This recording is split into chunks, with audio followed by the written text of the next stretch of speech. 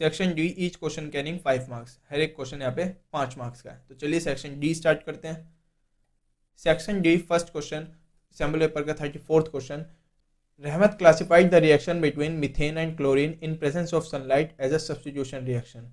जो रहमत है उन्होंने क्लासीफाई करा एक रिएक्शन को, जो मीथेन अब जब क्लोरीन को सनलाइट की प्रेजेंस में रिएक्शन करवाते हैं तो वो एक सब्स्टिट्यूशन रिएक्शन है। सब्स्टिट्यूशन रिएक्शन होती है एक एलिमेंट ने दूसरे एलिमेंट को सब्स्टिट्यूट कर दिया। ओके, सपोर्ट रहमत view with suitable justification and illustrate the reaction with the help of balanced chemical equation. हमें रहमत जी के व्यू को सपोर्ट करना है कि उन्होंने कहा कि ये सब्स्टिट्यूशन रिएक्शन होती है, तो देखिए कैसे होती है। पहले हमने रिएक्शन लिख देंगे CH फॉर मीथेन, मीथेन को क्लोरीन से रिएक्ट कराया किसकी प्रेजेंस में, सनलाइट की प्रेजेंस में। ओके, अब ये देखिए यहाँ पे क्या होता है कि ये जो क्लोरीन है, क्लोरीन ने हाइड्रोजन को सब्स्टिट्यूट कर दिया, उसकी जगह पे आ गया। यहाँ पे एक क्लोरीन ने एक हाइड्रोजन को सब्स्टिट्यूट कर दिया और फॉर्मूला बना दिया CH3Cl। ओके, क्योंकि यहाँ पे तो कोवेलेंट बॉन्डिंग हो रही है, तो यहाँ पे तो बस इलेक्ट्रॉन शेयर करने से मतलब है, कोई आयनिक बॉन्डिंग तो हो नहीं रही। तो कोवेलेंट बॉन्डिंग के लिए हाइड्रोजन जो एक इलेक्ट्रॉन यहाँ पे शेयर कर रहा था, वही क्लोरीन भी एक इलेक्ट्रॉन अपना शेयर कर देगा। ओके, और ये हाइड्रोजन Cl के साथ लग के HCl बन गया। तो ये एकदम सही कह रहे हैं रहमत जी, हमने इनको सपोर्ट कर दिया। इसका आंसर भी लिख देते हैं। Rahmat observation is correct as the hydrogen atoms are substitute by hetero atom Cl। Hetero atom आपको पता ही होगा, हेटेरो एटम क्या होता है, जो भी हाइड्रोजन के अलावा रिप्लेस कर दे हाइड्रोजन को, उसको कहते हैं हेटेरो एटम। हेटेरो एटम यहाँ पे क्लोरीन है। इसके बी पार्ट पे चलते हैं। Chlorine gas was prepared using electrolysis of brine solution. Chlorine gas जो होती है वो प्रिपेयर की जाती है ब्राइन सॉल्यूशन के इलेक्ट्रोलिसिस से। Right the chemical equation two represent the change. हमें केमिकल इक्वेशन लिखनी है जो इस चेंज को रिप्रेजेंट करती हो। ओके, तो सबसे पहले केमिकल इक्वेशन लिख देते हैं। NaCl को जब हम पानी में मिलाते हैं तो ये एक ब्राइन सॉल्यूशन बनता है। ये कौन सा सॉल्यूशन बनता है, ब्राइन सॉल्यूशन। आप हमेशा याद रखना, ये एक नंबर में याद आता है कि व्हाट इज ब्राइन सॉल्यूशन। तो आपको लिखना पड़ेगा कि जब भी हम NaCl को पानी में मिला देते हैं तो एक ब्राइन सॉल्यूशन बन जाता है। अब जब हम इसका इलेक्ट्रोलिसिस करेंगे, कि जब भी ब्राइन सॉल्यूशन का इलेक्ट्रोलिसिस होता है तो ये NaOH के साथ साथ क्लोरीन गैस और हाइड्रोजन गैस रिलीज करता है। ये तो हमने लिख दी इसकी इक्वेशन। ओके, अब आगे लिखा है identify the other products formed in the process and give one application of each. इस रिएक्शन के अंदर 3 प्रोडक्ट बने और 3 प्रोडक्ट के साथ हमें उसके नाम बताने हैं और हमें इन प्रोडक्ट्स को आइडेंटिफाई करके उनकी एक एक एप्लीकेशन, एक एक यूजेस देने हैं। तो हम इसके यूजेस लिख देते हैं। क्या होंगे इसके यूजेस। NaOH जो होता है, NaOH सोडियम हाइड्रोक्साइड, ये preparation of soaps and detergent and paper making, ये 3 यूज हो गए। ये सोप डिटर्जेंट के काम आता है और पेपर मेकिंग के काम आता है। जो Cl2 होता है ये ब्लीचिंग पाउडर और वाटर को प्योरीफाई करने में काम आता है, इसलिए क्लोरीन को क्या कहते हैं हम, क्लींसिंग एजेंट। ये वाटर प्योरीफाई में भी काम आता है और ब्लीचिंग में भी काम आता है। और हाइड्रोजन जो है वो फ्यूल्स और मैन्युफैक्चरिंग ऑफ अमोनिया में काम आता है। हाइड्रोजन का सबसे बढ़िया काम कौन सा है, फ्यूल्स में काम आता है, और ये अमोनिया के मैन्युफैक्चरिंग में भी काम आता है। ओके, तो इसके अंदर जो जो पूछा था हमने वो बता दिया। सबसे पहले रहमत जी को सपोर्ट करना था, हमने कर दिया। और इसके बाद इक्वेशन लिखनी थी इलेक्ट्रोलिसिस की। ब्राइन सॉल्यूशन हमेशा याद रखना है, NaCl में जब भी पानी मिलता है वो ब्राइन सॉल्यूशन बन जाता है। और जब भी इसको हम इलेक्ट्रोलिसिस करते हैं तो सोडियम हाइड्रोक्साइड, क्लोरीन और हाइड्रोजन गैस रिलीज होती है। NaOH का जो यूज़ है वो सोप और डिटर्जेंट में बनाने का काम आता है। क्लोरीन जो है ब्लीचिंग पाउडर और वाटर प्योरीफाइंग में काम आता है। और हाइड्रोजन जो है फ्यूल्स में काम आता है। ये क्वेश्चन कंप्लीट। नेक्स्ट क्वेश्चन पर चलते हैं। नेक्स्ट क्वेश्चन इसी क्वेश्चन का चॉइस पार्ट है। Rana while doing certain reactions observed that heating of substance X with vinegar like smell। अब ये देखिए, जब भी ये XY साइड आ जाते हैं ना तो इसको ध्यान से पढ़ना होता है। X with vinegar like smell, जो X है वो एक विनेगर है, विनेगर लाइक स्मेल देता है। तो इसको हम नोटिस कर लेंगे। यहाँ पे लिखा है विनेगर। चैप्टर 4 में हमने विनेगर पढ़ रखा है। विनेगर होता है इथेनोइक एसिड, जिसका फॉर्मूला होता है CH3COOH। इथेनोइक का फॉर्मूला हम कैसे याद रखेंगे कि ओइक एसिड, सो COOH लगा दिया। इथ मतलब 2 कार्बन होते हैं तो यहाँ पे CH3 लगा दिया। एन सिंगल बॉन्ड, समझ आ गया। ये हमने चैप्टर 4 में पढ़ रखा है। तो ये हो गया हमारा X। आगे चलते हैं। With the substance Y which is use an industrial solvent. Industrial solvent वापस यहाँ पे नोटिस किया जाए कि इंडस्ट्रियल सॉल्वेंट क्या होता है। इंडस्ट्रियल सॉल्वेंट हमेशा याद रखना, ये XYZ में आपको कंफ्यूज करेंगे। इंडस्ट्रियल सॉल्वेंट हमेशा इथेनॉल ही होता है। ओके, तो जो Y है वो हमारा क्या हो गया, industrial solvent. Industrial solvent ethanol C2H5OH, इसका फॉर्मूला होता है, ये हमारा हो गया Y। In presence of concentrated sulphuric acid on a water bath gives a sweet smelling liquid Z।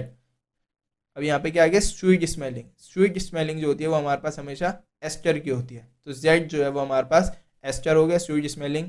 हम यहाँ पे ये चीज़ क्यों लिखी हुई है, vinegar, industrial solvent, sweet smelling, क्योंकि इससे हमें पता चल जाएगा कि कौन सी चीज़ क्या, इंडस्ट्रियल सॉल्वेंट इथेनॉल होता है, स्वीट स्मेलिंग एस्टर की होती है, और एस्टर का फॉर्मूला होता है CH3COO, C2H5। ये क्या हमारे पास आ गया, जेड आ गया। आगे इसमें बोला है Z having molecular formula C4H8O2। Carbon यहाँ पे हमारे पास 4 हैं, गिनिए, 1 2 3 4, 4 है। हाइड्रोजन जो है वो 8 होने चाहिए, 3 3 और 5 8, और ऑक्सीजन 2, और यहाँ पे 2 ऑक्सीजन है, तो ये तो हो गया हमारे पास एस्टर। तो इसकी एक बार रिएक्शन लिख लेते हैं। जब रैना जी ने एक्स को वाई के साथ रिएक्ट करा तो जेड निकला, ओके। जब एक्स को वाई के साथ रिएक्ट करा H2SO4 की प्रेजेंस में तो जेड निकला और वाटर निकला, ओके। रिएक्शन को, तो इस रिएक्शन को हमें पता है एक्स वाई जेड क्या है हमारे पास, तो एक्स है हमारे पास इथेनोइक एसिड, वाई है इथेनॉल, और जेड है एस्टर। तो ये रिएक्शन यहाँ पे कंप्लीट हो गई। तो अगर एस्टर का फॉर्मूला हमें ना पता हो तो एस्टर का फॉर्मूला कैसे निकालेंगे हम, कि यहाँ पे जो ये OH और ये वाला H, ये दोनों मिलके क्या बना रहे हैं, यहाँ पे वाटर बना रहे हैं। अब जो बचा वही एस्टर का फॉर्मूला है, CH3COO लिख दिया। अब ये जो C2H5 है ये यहाँ पे इससे अटैच हो जाएगा, CH3COO C2H5, ये हो गया हमारा एस्टर का फॉर्मूला। इस रिएक्शन को, इसके अंदर एस्टर बनाना है तो इस रिएक्शन को कहते हैं हम एस्ट्रिफिकेशन रिएक्शन। ये जरूरी होती है एस्ट्रिफिकेशन रिएक्शन, सेपोनिफिकेशन रिएक्शन, ये बहुत जरूरी होती है। अब हम इसका आगे का क्वेश्चन पढ़ते हैं। When heated with caustic soda NaOH, Z gives back the sodium salt of and the compound by। अब हमें इसकी भी रिएक्शन लिखनी है, तो इसकी रिएक्शन लिखने के लिए क्या करेंगे, हम ये सब हटा देंगे और इसकी रिएक्शन लिखेंगे। जब Z को हमने NaOH के साथ रिएक्ट करा और हीट करा तो कंपाउंड Y रिलीज हुआ और सोडियम सॉल्ट रिलीज हुआ, और हमारे पास Z था एस्टर और Y था हमारे पास इथेनॉल, ओके। अब हमें सोडियम सॉल्ट बताना है कि ये सोडियम सॉल्ट क्या होगा। तो सोडियम सॉल्ट निकालने के लिए बहुत ईजी है। सोडियम सॉल्ट कहाँ से निकलेगा, सोडियम सॉल्ट का हमारे पास फॉर्मूला कैसे आएगा, ओके। केमिकल फॉर्मूला देखने के लिए बहुत ईजी होता है केमिकल फॉर्मूला निकालने। तो इथेनॉल है, इथेनॉल का फॉर्मूला हमारे पास C2H5OH है, तो यहाँ से C2H5 लिया होगा और यहाँ से OH लिया होगा, तो C2H5OH मिलके C2H5OH इथेनॉल बन गया। अब जो सोडियम सॉल्ट है, सोडियम सॉल्ट कौन सा होता है, जिसके अंदर सोडियम है, तो ये CH3COO और यहाँ पे क्या बचा, Na बचा, तो यहाँ पे क्या बन जाएगा CH3COO Na, यही हमारे पास सोडियम सॉल्ट है। और इस रिएक्शन को कहते हैं हम सेपोनिफिकेशन रिएक्शन। इस क्वेश्चन में लिखा है identify X Y and Z. X भी आइडेंटिफाई कर लिया हमने, वाई भी आइडेंटिफाई कर लिया और जेड भी, ये लिखा एक्स वाई और Z. Illustrate the changes with the help of suitable chemical equation. पहले वाली इक्वेशन भी लिख दी और सेकंड वाली इक्वेशन भी लिख दी, तो ये क्वेश्चन भी कंप्लीट। और अगर आपको केमिकल फॉर्मूला बनाने में दिक्कत होती है तो ऐसे ही बना लेना कि C2H5OH कहाँ से आया, इससे C2H5 लिया, इससे OH लिया, अब बचा क्या CH3COO Na, तो यहाँ पे सोडियम सॉल्ट बन गया। ऐसे हमने पिछली वाली इक्वेशन में भी बनाया था केमिकल फॉर्मूला। तो थोड़ी सी हिंट लेकर हमें अपना आंसर लिखना है इन एक्स वाई जेड। जो भी ऐसे क्वेश्चन होते हैं ना जिसके अंदर हमें पूछा जाता है कि ये कंपाउंड एक्स है, एन है, एम है, ए है, बी है, तो हमें आराम आराम से लिखना है जिससे कोई कंफ्यूज ना हो। ये क्वेश्चन कंप्लीट, नेक्स्ट क्वेश्चन पर चलते हैं। तो चलिए क्वेश्चन नंबर 35 स्टार्ट करते हैं। Next question number 35। Given below are certain situations, analyze and describe its possible impact on a person. हमें नीचे बहुत 5 सिचुएशंस दे रखी हैं, हमें एनालाइज करके ये बताना है कि पर्सन पे क्या पॉसिबल इम्पैक्ट पड़ सकता है। तो चलिए स्टार्ट करते हैं। Part A, testis of a male boy are not able to descend into scrotum during is embryonic development. Embryonic development means जब ज़ायगोट से एम्ब्रियो बना तो एम्ब्रियोनिक डेवलपमेंट में जो मेल बॉय की टेस्टिस हैं वो बॉडी के नीचे स्क्रोटम में नहीं आ पाए, तो इसका क्या पॉसिबल इम्पैक्ट पड़ सकता है। ये देखिए हमने ये रिप्रोडक्शन चैप्टर में पढ़ा है कि टेस्टिस का काम होता है स्पर्म्स की फॉर्मेशन का। जब स्पर्म्स की फॉर्मेशन का काम होगा जब टेस्टिस अपने स्क्रोटम में ही नहीं आ पाएंगे, और वो स्पर्म्स बनते कब है, जब उनको बॉडी से लोअर टेम्परेचर चाहिए होता है, और टेस्टिस को इसलिए बॉडी के बाहर लाया जाता है ताकि वो लोअर टेम्परेचर दे पाए। अब वो बॉडी से बाहर नहीं आए तो स्पर्म्स का फॉर्मेशन होगा ही नहीं, ओके। तो इसका आंसर देखते हैं। Sperm formation will be affected, sperm formation affect होगा, या तो बहुत कम बनेंगे या फिर बनेंगे ही नहीं, less formation, because testis requires a lower temperature than the body temperature for the formation of sperms. जो टेस्टिस होते हैं उनको बॉडी से कम टेम्परेचर चाहिए होता है स्पर्म्स के बनने के लिए, ओके। इसका बी पार्ट करते हैं। बी पार्ट है इसका, vas deferens of a man is plug. जो मैन का वेस्ट डिफरेंस होता है मीन्स कट करके प्लग कर दिया। अब ये देखिए जो टेस्टिस जो हैं वो स्पर्म्स फॉर्मेशन कर रही थी। अब वो जो स्पर्म्स हैं वो आगे कौन लेके जाता है, वैस डिफरेंस ही लेके जाता है। वैस डिफरेंस एक पाथ होता है, तो जब यही इसको आगे पास ऑन नहीं कर पाएगा स्पर्म्स को, तो स्पर्म्स आगे हम नहीं जाएंगे, ट्रांसफर नहीं हो पाएंगे। तो इसका आंसर हम लिखेंगे वैस difference is a passage for transfer of sperms, so sperms will not B transfer further. Sperms एक जगह से दूसरी जगह पे आगे नहीं पास ऑन हो पाएंगे। जैसे टेस्टिस ने यहाँ पे स्पर्म्स बनाए, अब वैस डिफरेंस का काम है स्पर्म्स को आगे लेके जाना। अब जब हम वैस डिफरेंस को भी बीच में कट करके प्लग कर देंगे तो स्पर्म्स आगे जाएंगे ही नहीं। ओके, तो बी पार्ट भी क्लियर। सी पार्ट पे चलते हैं। Prostate and seminal vesicles are not functional. Prostate gland and seminal vesicle gland ये फंक्शन नहीं कर पा रहे, तो इनका काम क्या होता है हमें पता होना चाहिए कि जो सीमेन होता है, जो मेल में सीमेन बनता है, सीमेन 3 चीज़ों से बनता है, स्पर्म से, नरिशमेंट से और फ्लूइड से। अब स्पर्म तो टेस्टिस बनाती हैं, और इन नरिशमेंट और फ्लूइड कहाँ से आता है, यही दो जो चीज़ें होती हैं, ये प्रोस्टेट और सेमिनल वेसिकल्स प्रोड्यूस करते हैं। ओके, तो इसका आंसर लिखेंगे हम when prostate and seminal vesicles are not functional they will not add secretions of nourishment and medium for the transport of sperms. उनको नरिशमेंट नहीं मिल पाएगा स्पर्म्स को, और वो मीडियम भी नहीं मिल पाएगा जिससे स्पर्म्स जो होते हैं वो ट्रांसपोर्ट हो सकते हैं। तो ये इन 2 ग्लैंड्स का काम होता है। सी पार्ट जो है इसका बहुत इंपॉर्टेंट है। डी पार्ट पे चलते हैं।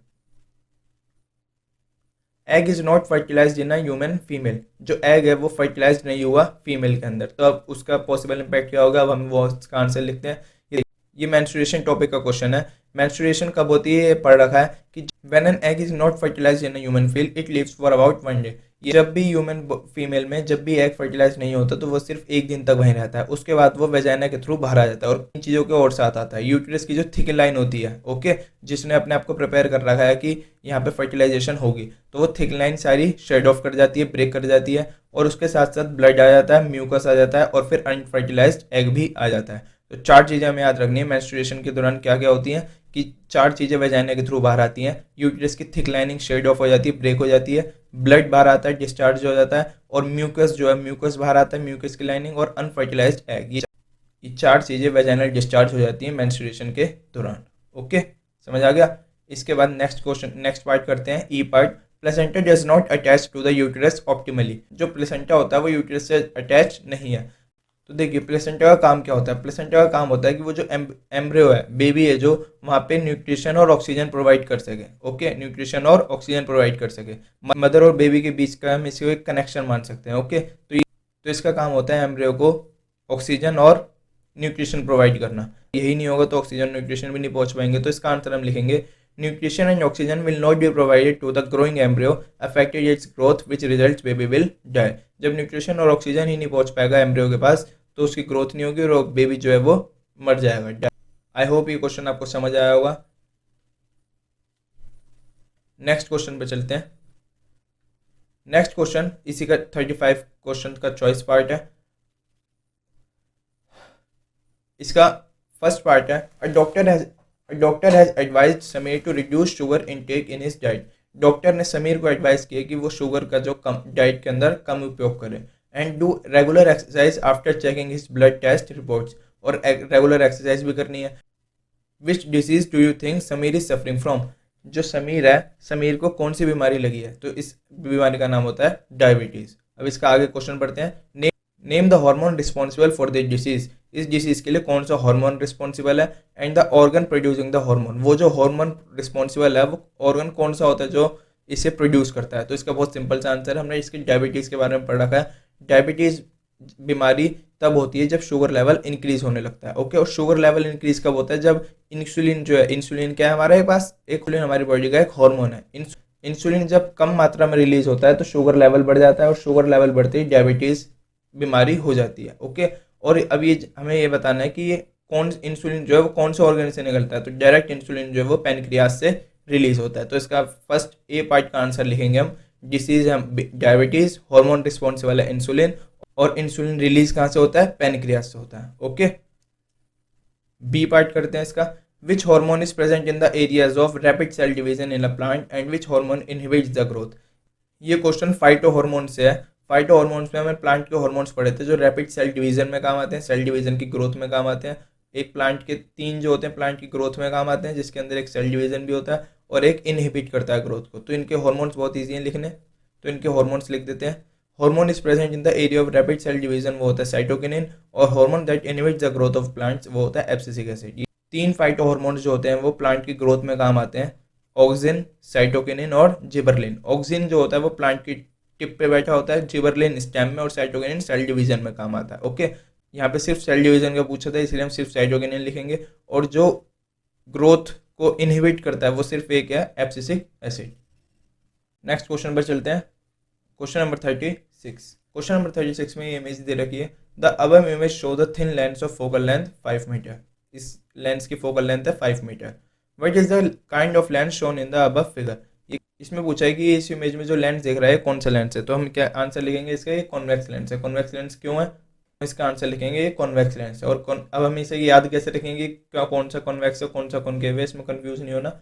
सिर्फ ये ध्यान रखना है कि केव, केव मतलब गुफा होती है ना, तो केव मतलब होता है कॉनकेव।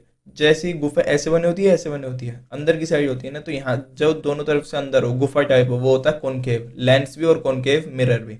ओके, तो अब ये जो है ये अंदर की साइड नहीं बना हुआ, ये केव की तरह थोड़ी बना हुआ है, तो ये जो है कॉन्वेक्स लेंस है। आगे चलते हैं, आगे सेकंड पार्ट करते हैं। If a real inverted image is to be formed by this lens at a distance of 7 metre from the optical centre. जो इमेज है वो रियल इन्वर्टेड बनी, और वो कहाँ पे बनी, distance of 7 metre from the optical centre, optical centre से 7 मीटर की दूरी पर बनी। Then show with calculation where should the object be place.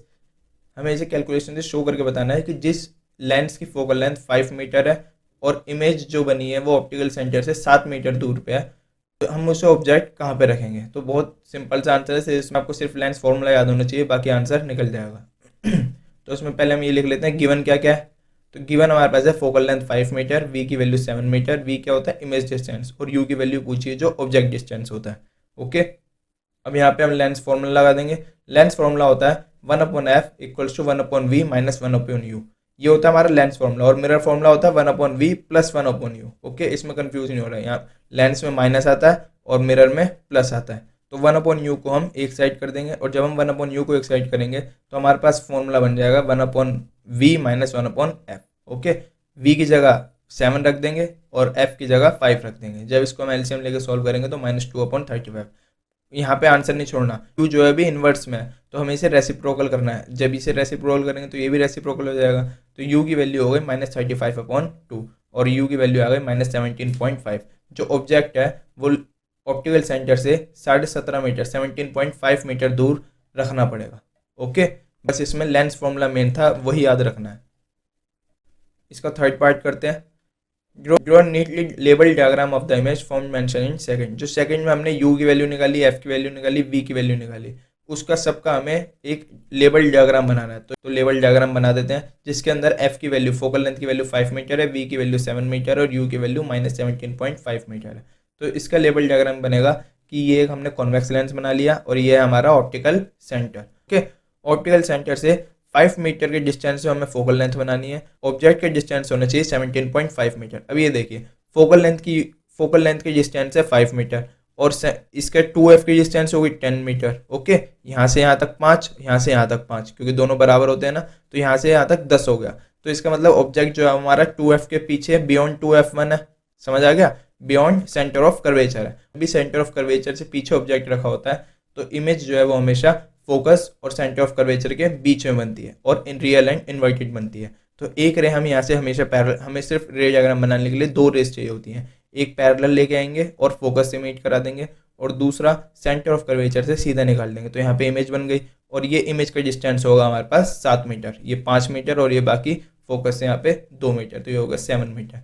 ये पूरा रे डायग्राम ऐसे ही बनाना है, ऐसे हमें यहाँ पे अच्छे से बताना है कि ये 5 मीटर है, ये 17.5 मीटर और ये 7 मीटर है। ओके, ये क्वेश्चन कंप्लीट। नेक्स्ट क्वेश्चन पर चलते हैं।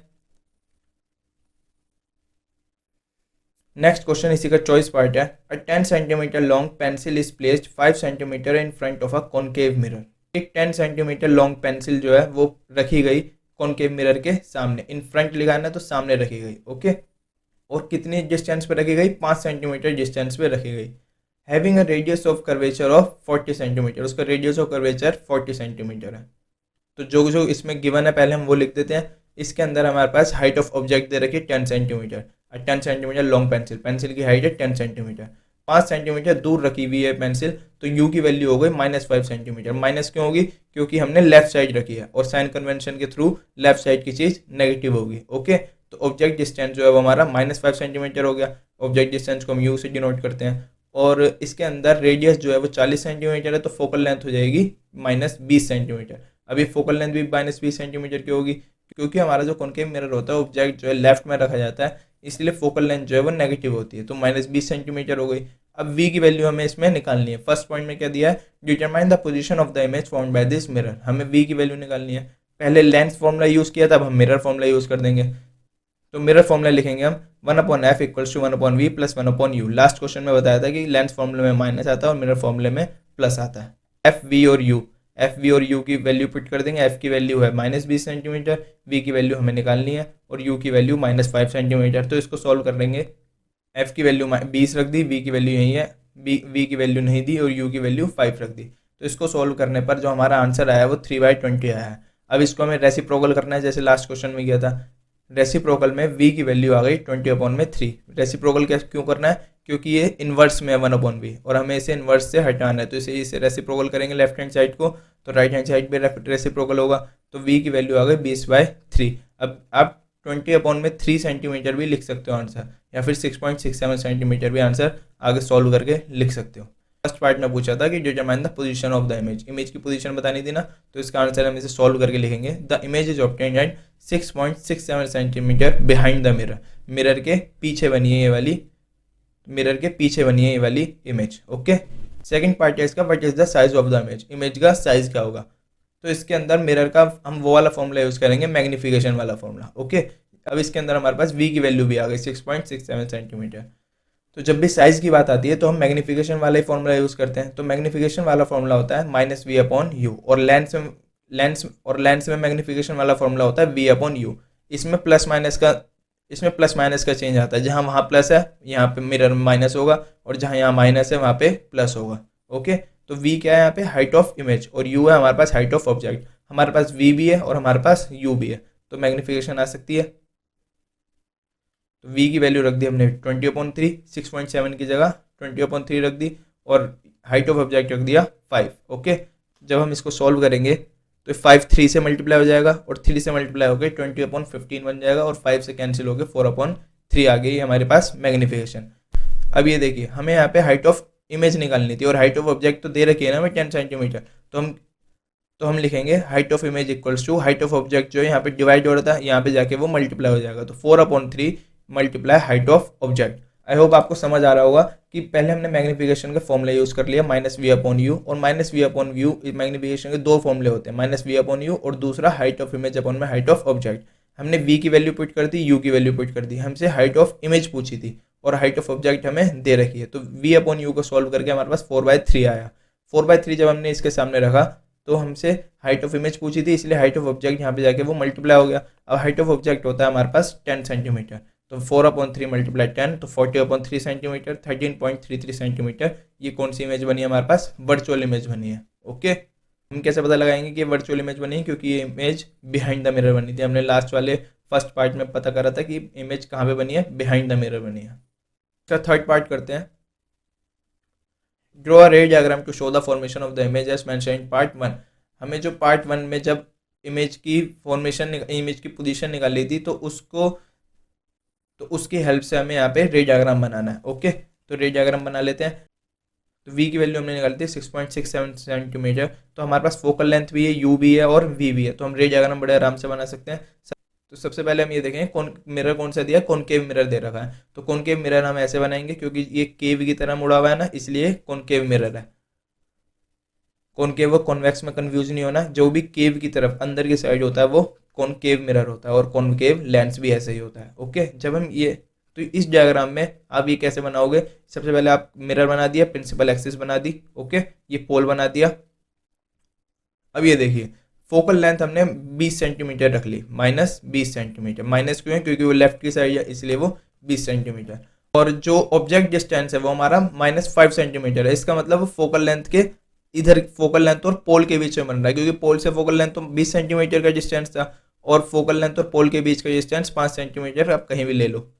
तो तो 5 सेंटीमीटर के डिस्टेंस पे वो यहाँ पे बन रहा है। ओके, ये बात तो समझ आ गई ना कि ऑब्जेक्ट फोकस और पोल के बीच में क्यों रखा है, क्योंकि फोकस से लेकर पोल से लेकर फोकस तक 20 सेंटीमीटर का डिस्टेंस है और ऑब्जेक्ट हमारा 5 सेंटीमीटर की डिस्टेंस पे है पोल से, तो कहीं भी रख सकते हैं हम, पर हमारा ऑब्जेक्ट जो है हमें ध्यान रखना है कि फोकस और पोल के बीच में है। और जब भी कॉनकेव मिरर में फोकस और पोल के बीच में होता है ऑब्जेक्ट, तो इमेज हमेशा पीछे बिहाइंड द मिरर और लार्ज बनती है। ये और ऑब्जेक्ट का जो हाइट है हमारे पास 10 सेंटीमीटर है, एक रे जाएगी पैरेलल और वो सीधा फोकस पे, और ये पीछे इमेजिनरी लाइन जाती है, जो डॉट डॉट वाली है ये इमेजिनरी लाइन्स होती हैं, और एक रे सीधा सेंटर ऑफ कर्वेचर से सीधा, और जो भी रे सेंटर ऑफ कर्वेचर से जाती है वो डायरेक्ट सीधा पास हो जाती है। तो जैसे ही सेंटर ऑफ कर्वेचर से गई तो ये सीधा निकल गई और ये पीछे इमेजिनरी लाइन बन गई और ये हमारे पास इमेज बन गई। इमेज की हाइट है हमारे पास 13.33 सेंटीमीटर, ये 10 सेंटीमीटर और ये 13.33 सेंटीमीटर। ओके, ये रे डायग्राम बहुत ईजी है बनाना, एक बार फिर से समझा देता हूँ। सबसे पहले हम ये देखेंगे मिरर कौन सा है, कॉनकेव मिरर है। कॉनकेव मिरर अंदर की साइड होता है, फोकल लेंथ है हमारे पास 20 सेंटीमीटर, 20 सेंटीमीटर बना लिया। ऑब्जेक्ट का डिस्टेंस जो है वो 5 सेंटीमीटर है, इसका मतलब पोल और फोकस के बीच में हम ऑब्जेक्ट रखेंगे।